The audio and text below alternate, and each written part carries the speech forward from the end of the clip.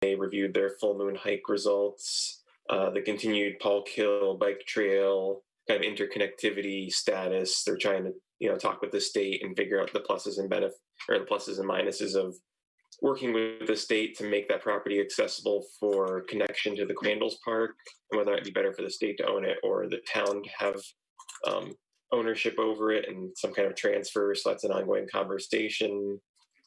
They established their meeting schedule for 2021. They discussed working with the Ag Commission on mowing for Sage Meadow and a few other properties. They're interested in the Sustainable CT Match Fund. So they're looking to see how they might be able to incorporate their projects into that, especially with Wannet and the senior park, and making that more of accessibility and interconnectivity to the community. And I think that covers it for conservation. Water Commission met on the 16th. Their revenues, their gross, their profits are doing pretty well this year since everybody's at home filling up pools, as they say every other meeting. And their available cash, I think, is up about $200,000 from last year. And they did release, I think it's called a Water Commission assessment or caveat assessment? I know Bev is on the line, but essentially there's a water main. Yeah, there's a water main built or line extension up to Fieldstone that had a tax assessment on it or a caveat on it. And I think it was unclear at first as to whether the town paid for it or the company that built it paid for it. And Bev's research found that they did. So they released that caveat. And I think that about covers it for me for meetings. Okay. John? Yes, thank you. WPCA did meet. So the Director of Public Works talked about they cleaned the wet wells at the Gerber pump station. There was a lot of sludge there, and at the old Post Road station.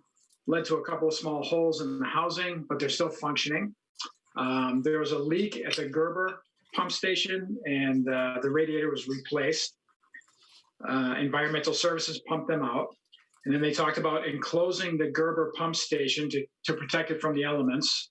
Public Works Director said that's a pretty big project and probably expensive, so that's something that would need to be worked out during a budget process.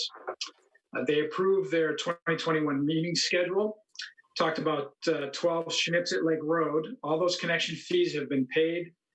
They're going to connect the old gym along with the new building, so there are 2 connection fees with that project. And then they talked about the project across from Star Hill. That's the construction company. They're in the process of putting up their building, and manholes and sanitary sewer lines have been installed. They have not yet paid their connection fee, but Public Works is in regular communication with them. They talked about the status of the car wash across from Big Y. Public Works Director has not heard any updates on that project. And they also talked about the project on Route 30 by Mr. Williams. He has paid his permit and inspection fees, but Public Works Director has not seen a plan for the approximately 40 units that he plans to build at that site. And that was the extent of that meeting, WPCA.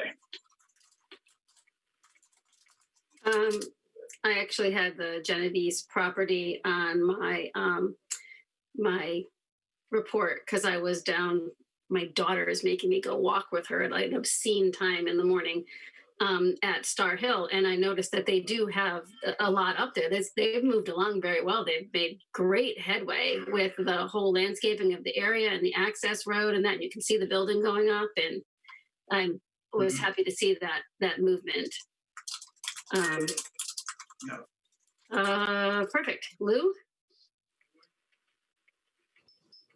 Thank you, Madam Chair. That the Birch Grove Building Committee did meet last week, that we discussed several different change orders that had to do with various issues, that there was both credits and debits on it, that were still within the budget, that there was only, I think, one that came out of the town contingency fund.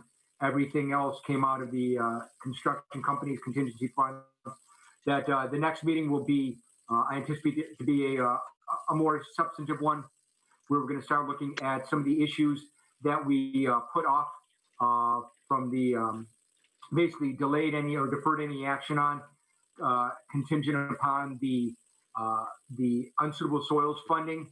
Now that we have the funding available, that it's a matter of discussing some of the things, including putting in the blinds for the retractable blinds and a few other items, which are a bit larger ticket items, including also the technology issues and things like that. So the next meeting should be a very substantive one where we discuss a lot of these issues.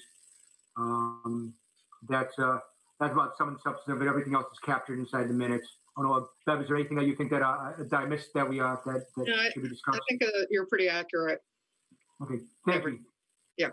Thank you, Madam Chair. No problem. Thank you. Kurt. Thank you, Madam Chair. I have nothing to report. I haven't had any meetings since our last meeting, so I'll be quick. Okay. I wasn't here last meeting, so thank you guys for letting me have the night off. I appreciated it. There was a Board of Education meeting, though, that I did go to on the 18th, where the new members were welcomed in, and Barbara Daly Burns, the English language supervisor, the ELA supervisor, gave a presentation, and they said that for their COVID fund, they've got about $150,000 to $170,000 of expenses right now to go towards the COVID fund that we have to get onto an agenda to discuss how we're gonna work that through the ordinance of one time, like expiring kind of a thing. And for the mental health task force, they had 4 people who were actually interested in the task force. That was Tony, Jacob, Sophia, and Madhu. And I know from the town council, I've heard from Kurt, and I know John. So if nobody else on the town council side wants to step onto that task force, we could potentially take all 4 of their Board of Eds. And that would still be 6 elected officials. But I don't know, I think I said it's up to 3 in the ordinance or in the mission statement. I don't know if that would matter. But either way, they have 4 people that volunteered to be on it. If we have to get them down to 3, then they'll figure out which the 3 is, and we can go from there. That's the only meeting that I had since being back. So then that gets us to 8-1, new business. Consideration of a resolution for payment in lieu of taxes for the Old Post Village Elderly Complex. Hi, Mike Rosen, Town Manager. Hi, everybody. Actually, I was just quickly looking up the Mental Health Task Force mission statement. So it is spelled out that up to 3 members may be selected from the Town Council and the Board of Ed. So I don't think we can do 4 and 2, but just wanted to point that out. Anyway, on to new business. So tonight we have our yearly check-in with Old Post Village Elderly Complex. We do have 2 special guests tonight. Fran Maynard, who's the chair of the Housing Authority, is here with us. And we have a new face in the audience today, too. Stephanie Seguro, who is the regional property manager of Elderly Housing Management Incorporated, is here as well. So thank you, Fran and Stephanie, for joining us. This is something that we do every year. Usually in the past, it's been Pat Woods who's presented on behalf of the Housing Authority. But the reason we have this on our agenda tonight is, as you all may remember, the Housing Authority, the Old Post Village Elderly Complex has a longstanding payment in lieu of taxes or pilot between the complex and the town, whereas they would normally be paying 10% of the shelter rent towards taxes. It's instead we give them a break and give them 3% with the understanding that the other 7% goes towards capital improvements on the property. So this is sort of our yearly checkup with Fran and Stephanie, and perhaps if we let them introduce themselves and sort of discuss their roles, and maybe we'll start with Fran as the chair. Oh, you're muted. Fran, sorry. You got to unmute. There you go.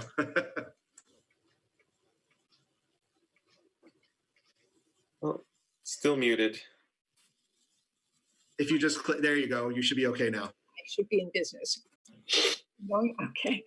So round 3, this will be the charm. I'm Fran Maynard, chairperson of the Tolland Housing Authority, and thank you for providing the introduction to us.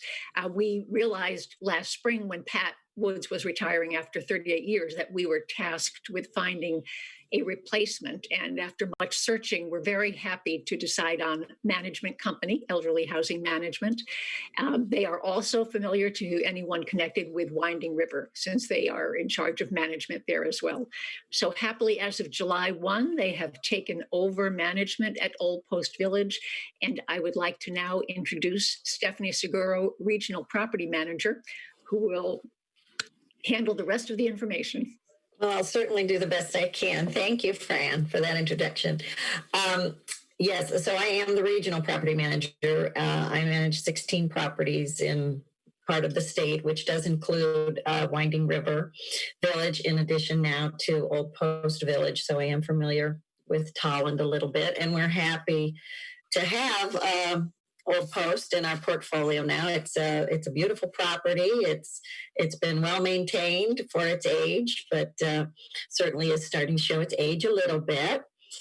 I know you said in the past Pat would have been presenting, and Pat was the executive director or the administrator at the property. We do have someone who works at the property Mondays and Wednesdays and every other Fridays, in addition to Ruth, who some of you may be familiar with, who's the resident service coordinator, and she's there a couple afternoons a week.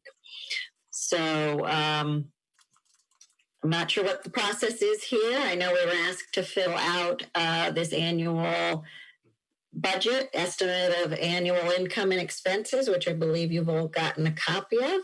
I don't know if you need me to read it or if you need me to just answer questions about it, but it's there. You let me know what you need from me. So typically we would have read it already and ask questions, and I know I have a bunch of questions, and that's just because there's a very big soft spot in my heart for the seniors of this town. So I tend to read this and compare it to last year's and look for the changes in that. And I'll be honest, I had a resident from the village reach out regarding some concerns. So I do have a couple of questions. I don't know if anybody else has any questions before I go.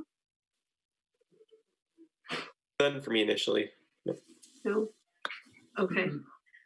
So I just want to make sure, I know that we appoint the housing authority and the housing authority hires a management company. So what are some of the changes that have taken place or will be taking place under the new management company, if you don't mind?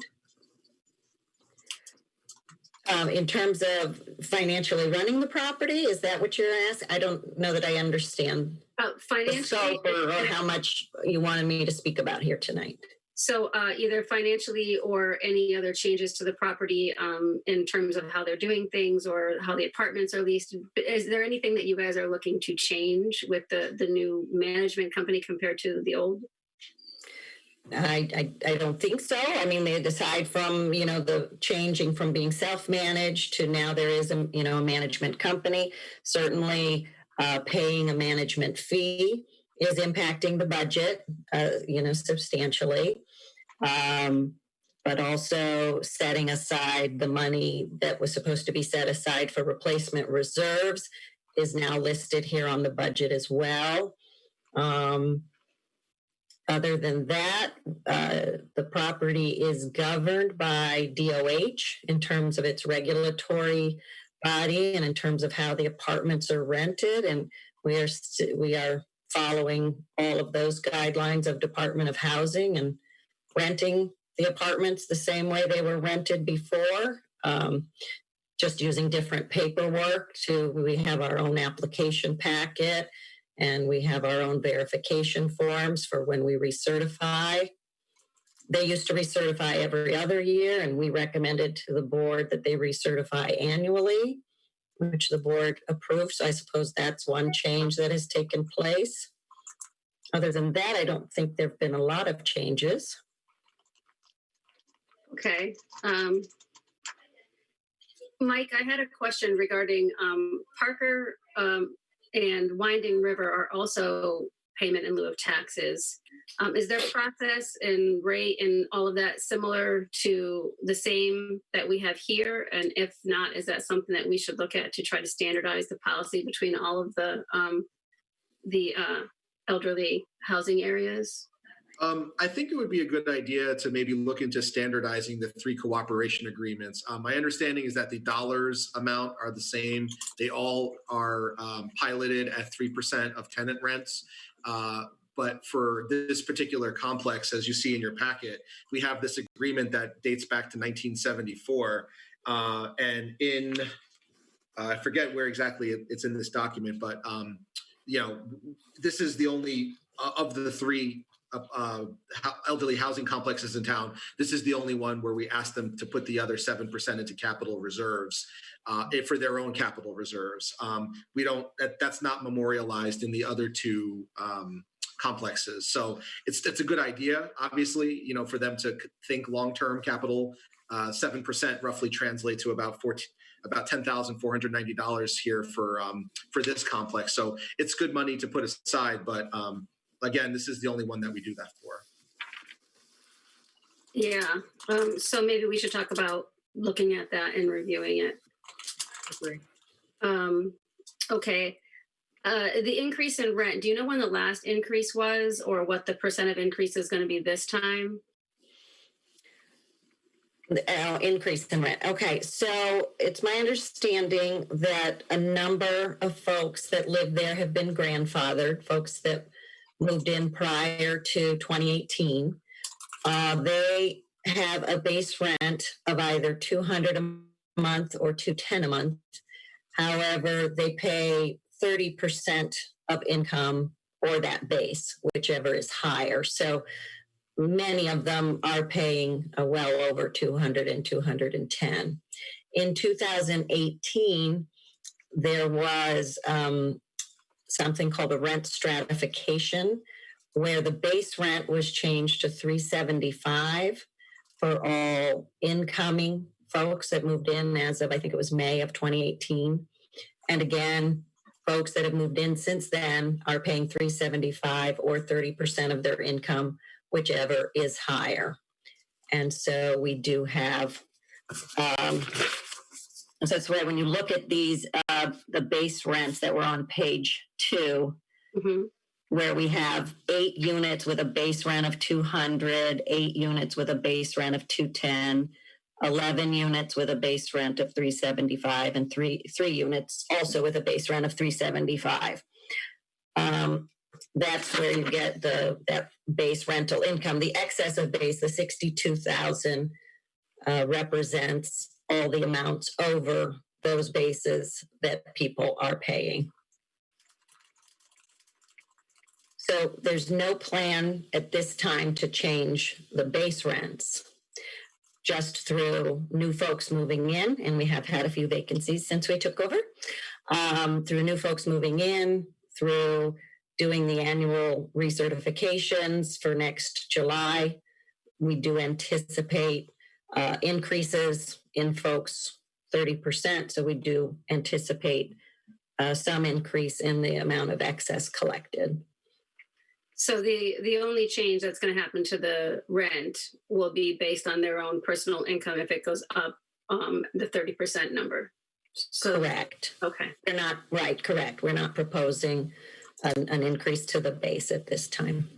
And you're not proposing a change to the 30% number. Oh, that's controlled by regulation. We don't control that. Okay. Perfect. Now I saw that there's an increase in salary, but I thought the property administrator wasn't there any longer. From what you just said, they're there Monday, Wednesday, and every other Friday, and that's the what is it?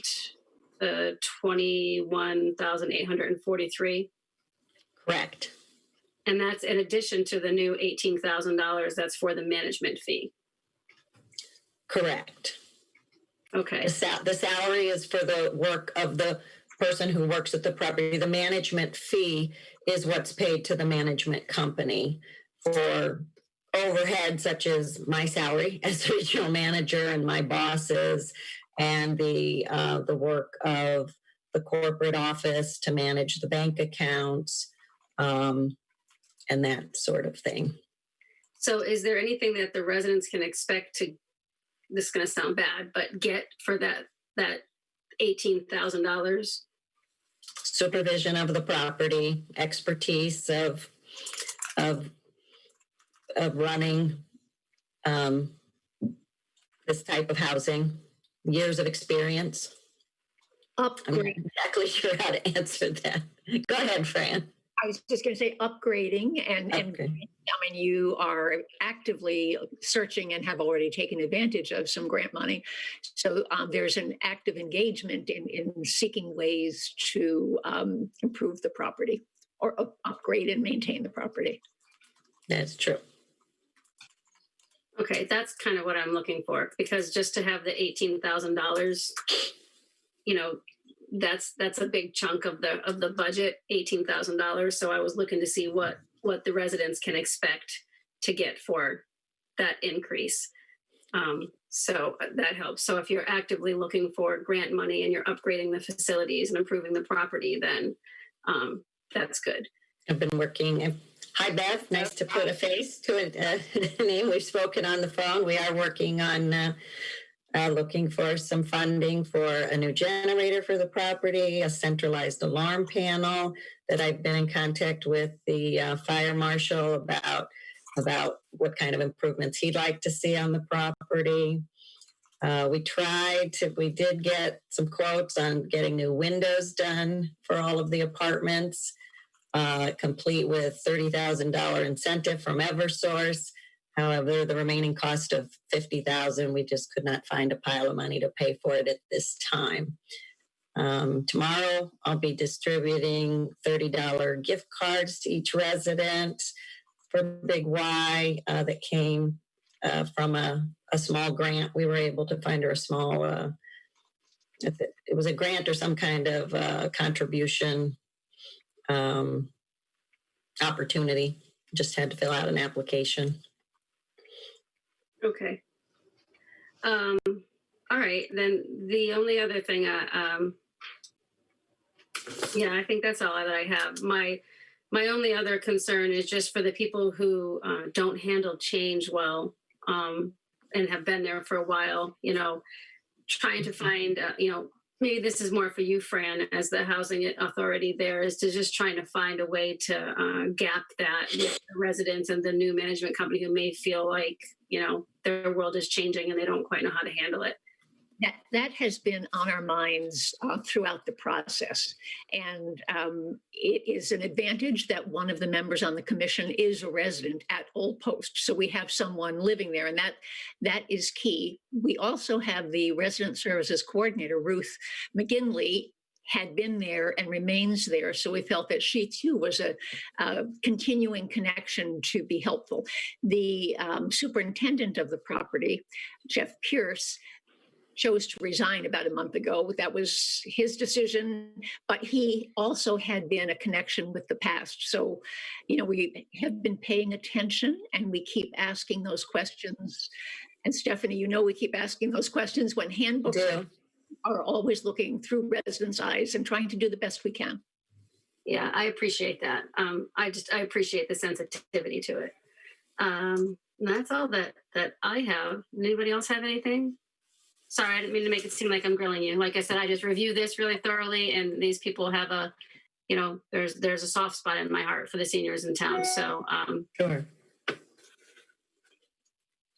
It's good to see that you guys are actively looking for grants, and that's definitely a benefit of having some professional expertise towards that. So hopefully that moves forward, and especially I think with the COVID environment, that there's opportunities to try and help keep people in that community interconnected, as well as, you know, ensuring that they're able to safely stay in their homes and avoid any issues with paying rent or any fees and stuff like that. So I don't know and actually, it might be one question is, do they have any rental assistance for the domiciles in the event, you know, COVID impacts their income if they're still working? Or there is no rental assistance at this property, unlike the HUD subsidy that's at Winding River. Okay. There's no, but simply the base rents, as low as they are in comparison to other market rents, you know, in the area, is one advantage. And typically the folks in this housing are on Social Security, so there's not a lot of fluctuation in their income. But if they are working and have a substantial change to income, we are able to do a recertification of their finances and make adjustments to their rent accordingly. Okay, that's great. Oh, and Bev, your hands up. And also the residents qualify for renter rebate, which we assist with the applications, and for energy assistance for the electric bills. So they do get other ways of getting it subsidized. Okay, great. Thank you. So councilors, there is a draft motion in your packet. Page 10 has the 3 bullets that we usually touch on every year. All right, if there's no other discussion, I'd entertain a motion that be it resolved by the Tolland Town Council that agrees to the Housing Authority to address current and future capital improvement needs as follows. 1, effective with 2021 calendar year, the local authority shall pay the town in lieu of real property taxes, as well as special benefit assessments and sewerage usage charges should either of those apply to the site, the sum of 3% of the shelter rent paid by tenants for each occupied dwelling unit. 2, the housing authority shall place its established capital repair account, the difference between the 3% of the shelter rent paid by the tenants and 10% of such rents on a calendar year basis.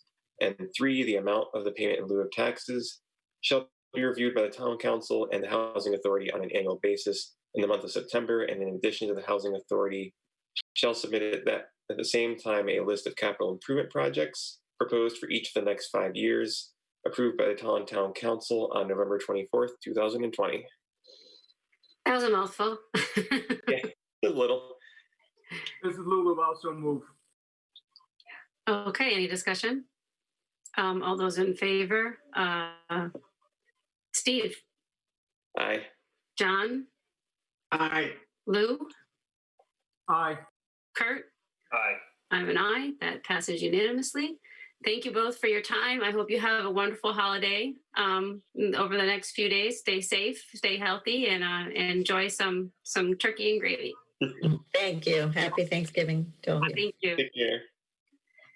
Okay, that gets us now to 8.2. Consideration of resolution to approve Tolland Nonprofit Housing Corporation's request for assignment of lease for sale of the house on Rolling Meadow. These are getting longer. Hi, everybody. So Mike Rosen, Town Manager. For this item, I'm actually going to turn the floor over to Attorney John Tunilla, who's going to introduce and explain this item. Thanks, John. Thank you. The Town Council is the sole member of a not-for-profit corporation known as the Tolland Not-for-Profit Housing Corporation. And that corporation was organized to provide affordable housing.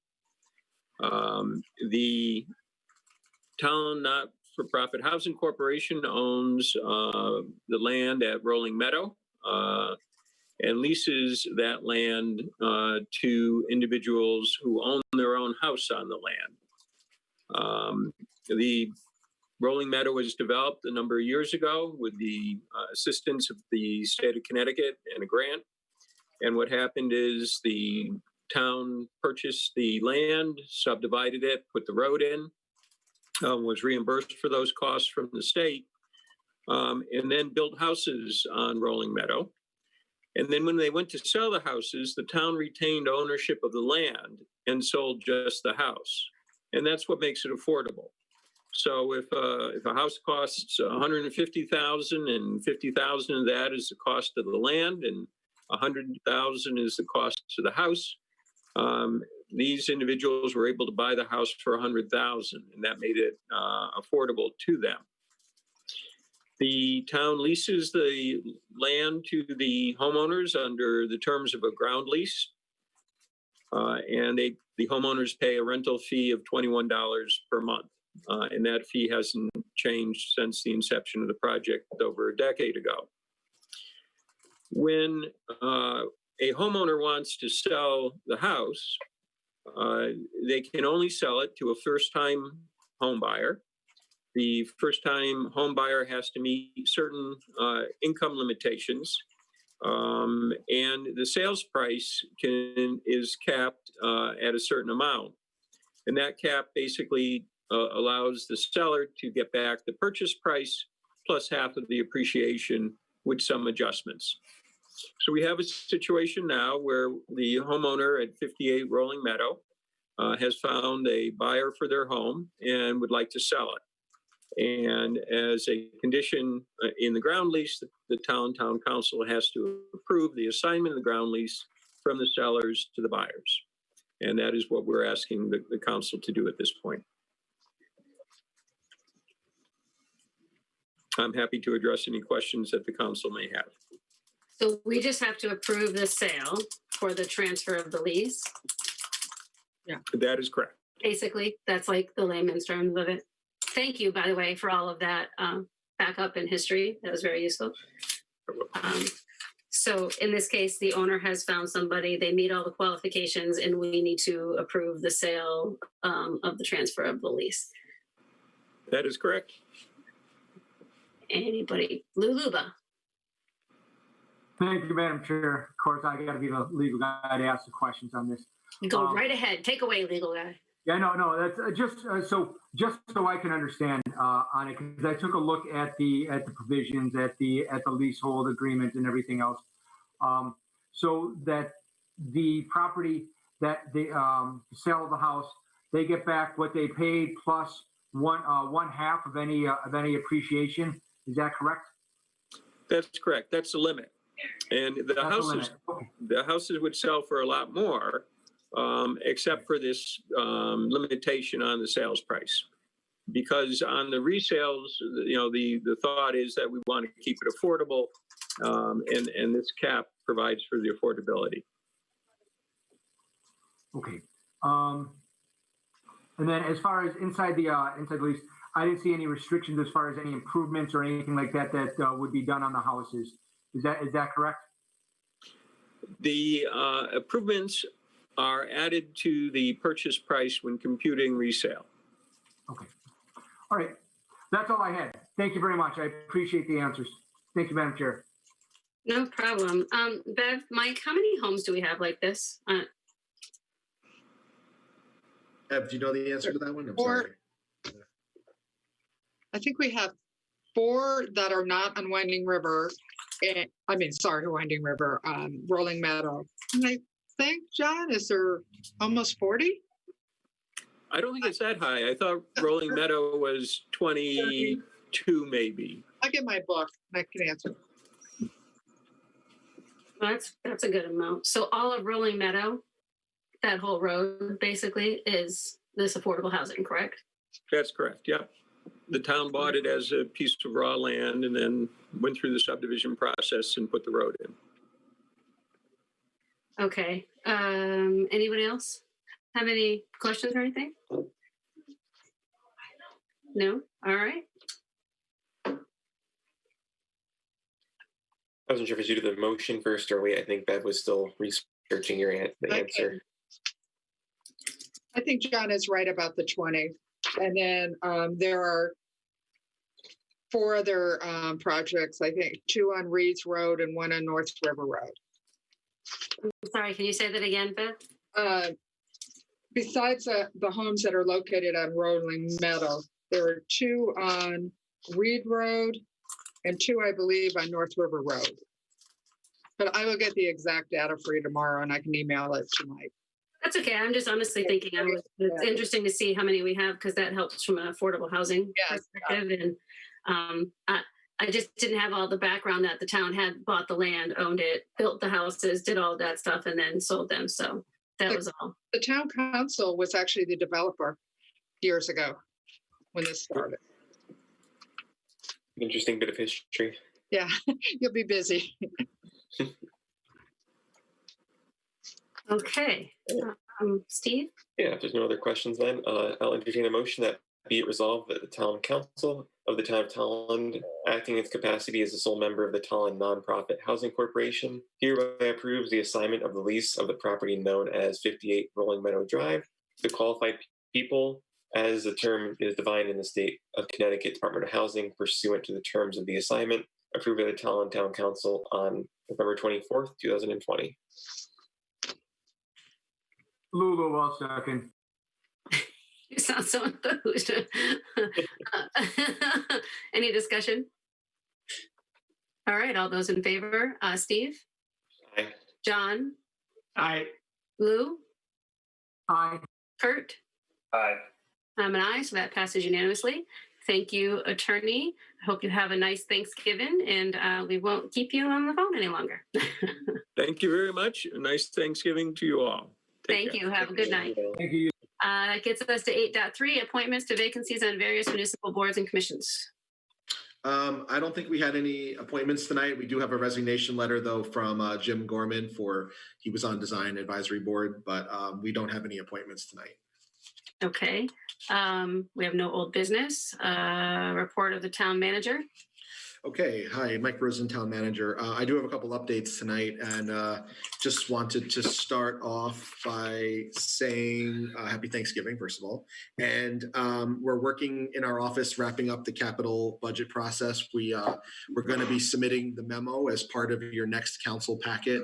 That we're going to talk about the next 5-year plan. It'll be part of the packet, so it won't be an agenda item.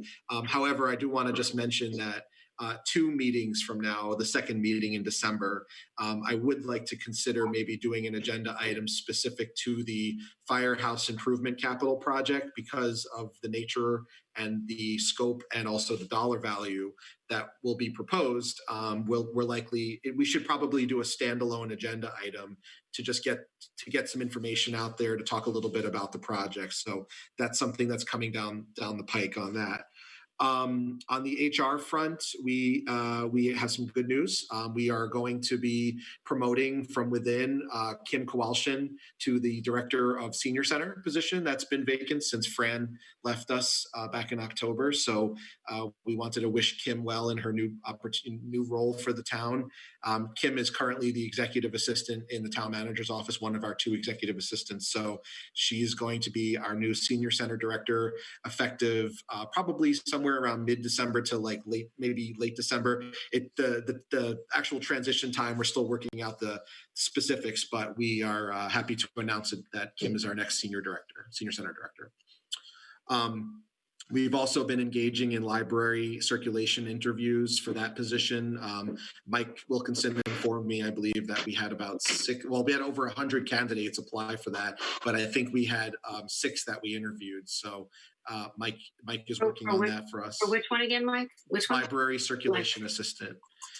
And then for the planning director position, which, as you all know, is a crucial, vital position to the town, we are back out. We've advertised that position again. We actually tried a few different places than we did last time. So it's on CCM's website. It's also posted for the planners have a specific job board that they go to if they're looking for planning jobs. And we did the Connecticut, the Massachusetts, and the Rhode Island Association. So we're thinking regionally to try to cast a wider net this time around. If anybody out there knows any town planners that are looking potentially to work in Tolland, the deadline is December 21st to apply for this position. I also wanted to actually, while we're speaking about CCM, I received notice from CCM that I have actually been awarded as a certified Connecticut municipal official. I'm going to be honored at the next CCM conference, which is taking place next week. So Nice. Congratulations. That's awesome. Thank you. Thank you. Did you think you'd get there in a year of being in Connecticut? Yeah, well, I all these trainings and everything, these webinars and seminars, they're helpful because you're not just checking boxes to try to get points. You're learning skills and putting them in your toolbox. So I think it just so happens that the frequency of these trainings boosted because of COVID. So I was able to take more of them virtually. So it's very good within a year and a half to be awarded that. So that conference is actually taking place over the next week virtually.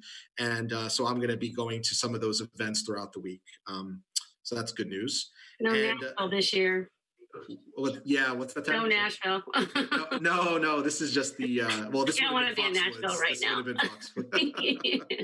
And then we're also moving forward with the four-town economic vitality plan. So I've been meeting with Bolton, Mansfield, and Coventry's staff.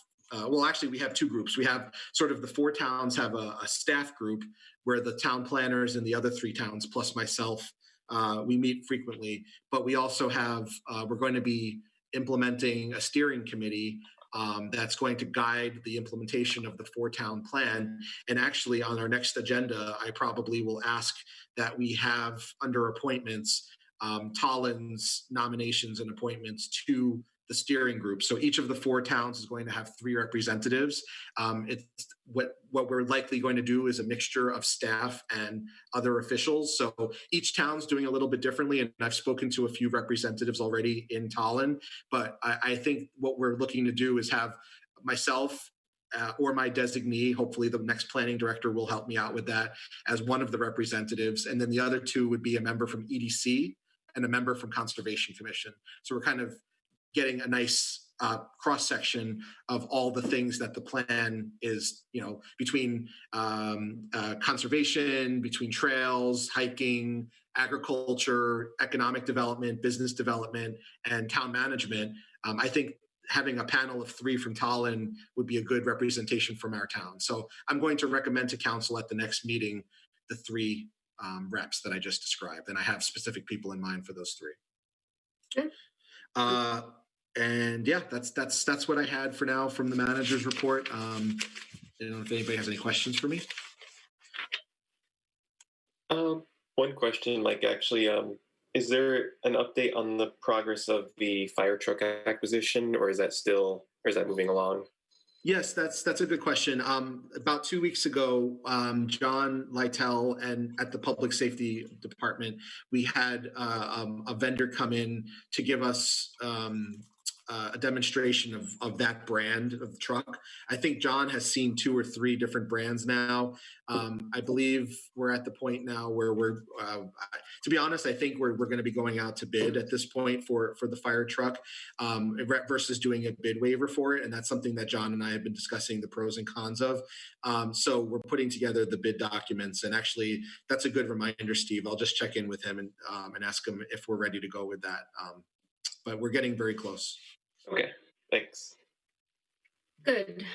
That's good. Anybody else have anything for Mike? Don't get used to these short meetings. Listen, I know. I heard you guys had a short time last meeting that I wasn't here, and this one is a.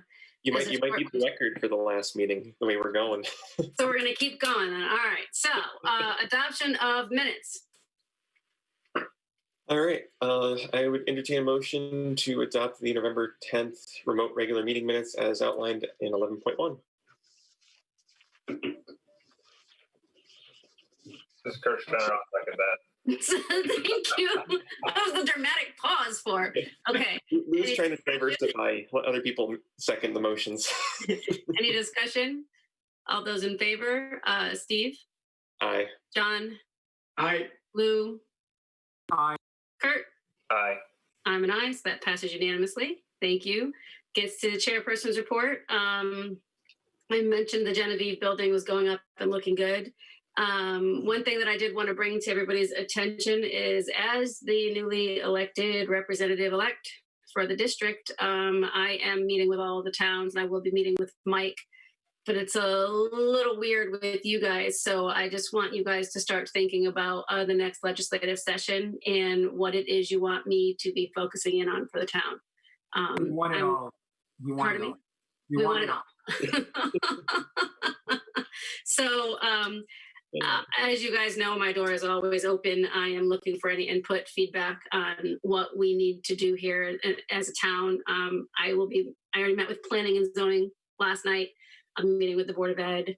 I will be setting up time to sit down with Mike. I'm also going to all the other towns and meeting with their boards of finance, selectmen, and PZCs also in their Board of Ed. So please, anything that you guys have for me, I will give you guys my personal email address so we can keep everything clean until I get my legislative email address, which should be coming, I think, next month after freshman orientation.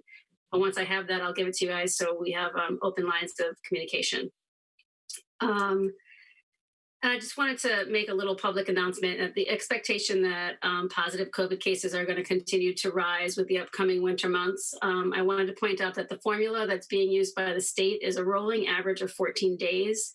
The formula in our case is the number of people infected divided by 14 divided by the population for Tolland, which is 14,700 is what they're using, and then multiplied by 100,000. So for us, if it was the 21 divided by 14 divided by the 14,700 times the 100,000, it's a very small number of people. So it's important that we all stay vigilant and that we do what we can to protect ourselves and our families during this time. Wear a mask where you're expected to, wash your hands for at least 20 seconds, avoid large gathering indoors when you can, and just do whatever it is that makes you comfortable to know that you are being safe and helping control the spread in the community. Well, I think we're doing a good job. I think the numbers going for red for Tolland is a little disarming, but I think when you actually look at the numbers of people, it's still it's a small number. It's just because we're a small community, we go red very quickly. So just keep being vigilant. I will be holding chair hours on December 3rd at 6 p.m. There is 2 community Board of Ed workshops coming up on November 30th and on December 7th at 7 p.m., which are their community workshops to start their budget process. If anybody has any interest in going, it does make budget process a little easier if you go to these meetings and you see how they're forming their budget. And I just want to wish everybody a healthy and happy Thanksgiving. And I hope everybody gets their fill of turkey. That gets us to 14, communications and we skipped correspondence to council, but. I might be able to cover that. I tried to review today really quickly in Brenda's absence, the correspondence. I think there was a couple of emails from a resident that was kind of invitations to transit summits and I think an environmental related event.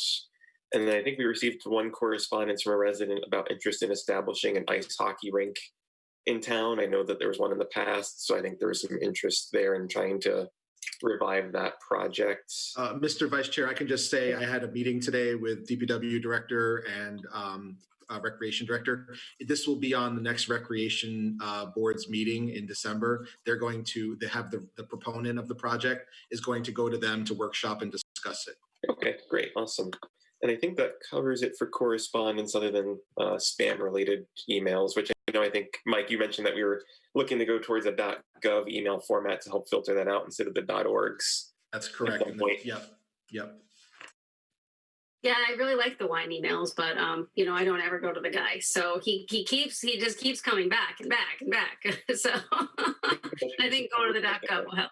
A 50-liter luggage backpack, I think, is the newest one, and yeah, there's always a few random ones in that pool. Yeah, there's some goofy ones, but that wine guy is persistent. It's like a couple of times a week we're getting from him. So, okay, communications and petitions from council persons. Anybody got anything? Let's see. I'll just raise my hand. I meant to mention during the vacancies and the resignations that I know Councilor Luba and myself actually have received, I believe, 4 residents interested in the mental health task force, but obviously we're still taking those applications. So if you're interested, I believe, Town Manager Rosen, did we leave that open until the end of the month, or what was the hard deadline for us? I know I'll look that up, Steve. I don't know if there is a hard deadline on that. I'll take a quick peek. And then, the only other update was that we actually, in light of, I think, Rick Field stepping down from the Board of Assessment and then Madhu having to step down due to his appointment to the Board of Ed, we actually now have 3 residents that have applied interest, I think, in the past week for that board. So if they all move through smoothly, that would actually completely fill that board, which is great. So, but again, there's plenty of boards and commissions to be involved with. And if you have any interest, check out the town website. Only other thing I was going to say in terms of communications from a council member is just kind of giving thanks to, as you mentioned, the Chairman Nuccio, the rising cases, that our town staff are working diligently to make sure our public services and public safety are engaging in safe and, proper procedures to ensure that the town is accessible to everyone. So library still is offering curbside pickup, but you can go inside and, they can check out books for you or check out materials. You can check them out, virtually, or not virtually, but through one of their kiosks. So just want to give thanks to them. And as we go into the budget season, hoping that, through these tight economic conditions and uncertain times that, we try and craft the budget that reflects the appreciation we have for public safety and the town staff, as well as our education system, for all the hard work they've had to do. Thank you for saying that. And there is no hard deadline for the task force. Okay. All right, great. Anything from anybody else? All right, that gets us to public participation on any subject within the jurisdiction of the town council with a 3-minute limit. If you are on the phone, Claudette, Mike, or that's it, Lisa. There you go. Claudette, Mike, or Lisa. If anybody wants to say anything, raise your hand. If not, we are going to go on. Yeah, I don't see anybody raising their hand. That gets us to number 16. I am muted. Let me fix that. All right. That being said, Madam Chair, I'd entertain a motion to adjourn at 7:54 p.m. I'll second that. Any discussion? All those in favor? Steve. Aye. John. Aye. Lou. Aye. Kurt, he's slow on the uptake today. He's trying to make it go to 8 o'clock. I'm an aye, so that is unanimous. I don't know if we broke last week's record, but we got some good stuff done. Thank you guys. Have a great Thanksgiving, and I will see you in a couple of weeks. All right. Be well. Be Thanksgiving. Thank you all.